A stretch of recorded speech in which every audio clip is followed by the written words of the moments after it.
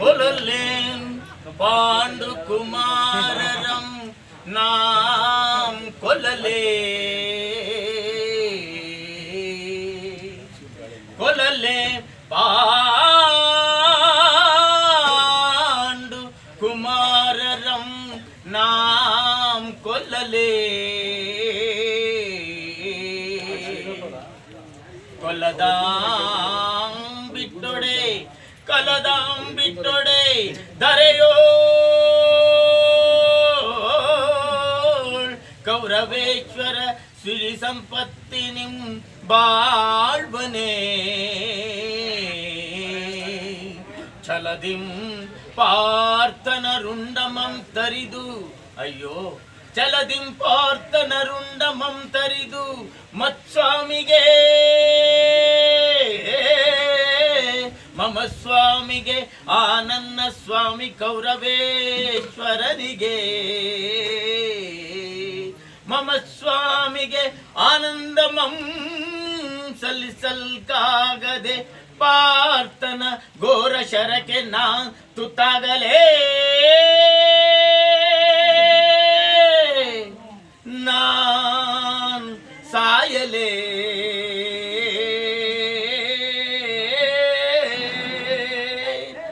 ಕರ್ನಾಡಿತ್ತು sir ಕರ್ನಾಡಿತ್ತು Karna Duryodhana ಅದ್ಭುತವಾಗಿ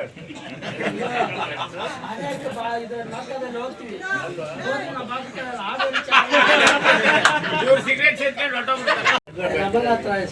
ಅಲ್ಲ ಆ ದಿವಸ ಅದು Gundu Rao 80s Gundu Rao chief minister ಅದೇ ಗುಂಡ್ರಾವ್ ನಮಗೂ ಸ್ವಲ್ಪ ಆಗಿ ಬರ್ತಾ ಇತ್ತು ನಾನು ಮನೆ ಆವಾಗ ಒಬ್ಬ ಪಾತ್ರಧಾರಿ ಬಂದ ಅವ ಭೀಮ ಅವ ಕೆನರಾ ಬ್ಯಾಂಕ್ನಲ್ಲಿ ನಾನು ಕೌರವ ಅವ ಮಾಡಿ ಇದೇ ಕೌರವ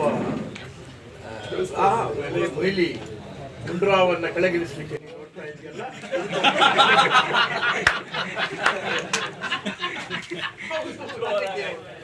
ಅವ್ರು ಯಾರೋ ಕೆನರಾ ಬ್ಯಾಂಕ್ ಎಂಪ್ಲಾಯ್ ಹೇಳೇ ಬಿಟ್ಟ ನೀವೇನ್ ಮಾಡಿದ್ರಿ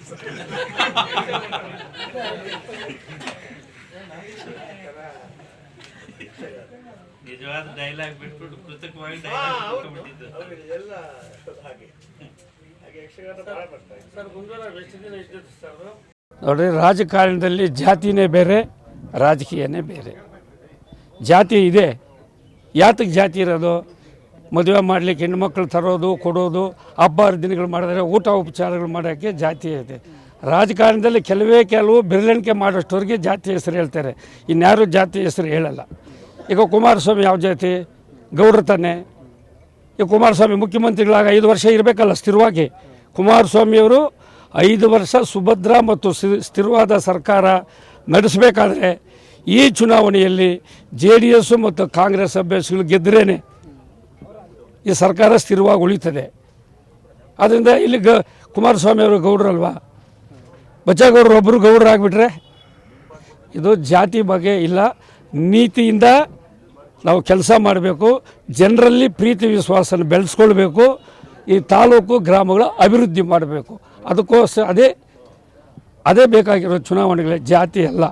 ಕೆಲವರು ಜಾತಿನ ಪಾಪ ಪ್ರಸ್ತಾಪ ಮಾಡ್ತಾರೆ, ಜಾತಿ ಬಗ್ಗೆ ಅದು ಯಾರೂ ನಂಬಲ್ಲ. ಯಾರಾದರೂ ಒಂದು ಜಾತಿಯಿಂದ ಶಾಸಕರು ಮಂತ್ರಿಗಳಾಗಿದ್ದಾರಾ? ಯಾವುದಾದ್ರೂ ತಾಲೂಕಿನಲ್ಲಿ ಹೇಳಿ, ಯಾವುದಾದ್ರೂ ಒಂದು ಸಾರಿ ಜಾತಿ ಹೆಸರು ಹೇಳ್ಕೊಂಡು ಜನ ಯಾಮಾರ್ಬೋದು, ಇನ್ನೊಂದು ಸಾರಿ ಯಾರೂ ಹೆಮ್ಮರಲ್ಲ. ಇದು 3ನೇ ಚುನಾವಣೆ. 17ನೇ ಲೋಕಸಭಾ ಚುನಾವಣೆಯಲ್ಲಿ ವೀರಪ್ಪ ಮೊಯ್ಲಿಯವರು ಈ ಪಾರ್ಲಿಮೆಂಟ್ ಕ್ಷೇತ್ರದಿಂದ 3ನೇ ಬಾರಿ ಅಭ್ಯರ್ಥಿಯಾಗಿ ಚುನಾವಣೆಯ ಕಾಲದಲ್ಲಿ ಸ್ಪರ್ಧೆ ಮಾಡಿದ್ದಾರೆ. 2 ಸಾರಿ ಜೈಗೊಳಿಸಿದ್ದಾರೆ, 3ನೇ ಸಾರಿನೂ ಅದು ಜೈಗೊಳಿಸ್ತಾರೆ. ಚುನಾವಣೆಯಲ್ಲಿ ಸಮಸ್ಯೆಗಳು ಆಗೋದು ಇಲ್ಲ, ಅದು ಸರ್ಕಾರಕ್ಕೆ ಸಮಸ್ಯೆ ಆಗೋದೇ ಇಲ್ಲ. ಕುಮಾರಸ್ವಾಮಿಯವರು 5 ವರ್ಷ ಮುಂದುವರಿಸ್ತಾರೆ. ಸಿದ್ದರಾಮಯ್ಯನವರು ಕುಮಾರಸ್ವಾಮಿಯವರು ಚುನಾವಣೆ ಪ್ರಣಾಳಿಕೆಯಲ್ಲಿ ಕೊಟ್ಟಂಥ 16 ಭರವಸೆಗಳನ್ನು ಈಗಾಗಲೇ ಈಡೇರಿಸಿದ್ದೇವೆ. ಉಳ್ಕಿರತಕ್ಕಂಥ ಭರವಸೆಗಳು ಈ ಮುಂದುವರೆದ ಕುಮಾರಸ್ವಾಮಿಯವರು ಕೂಡ ಅದನ್ನು ನೆರವೇರಿಸ್ತಾರೆ.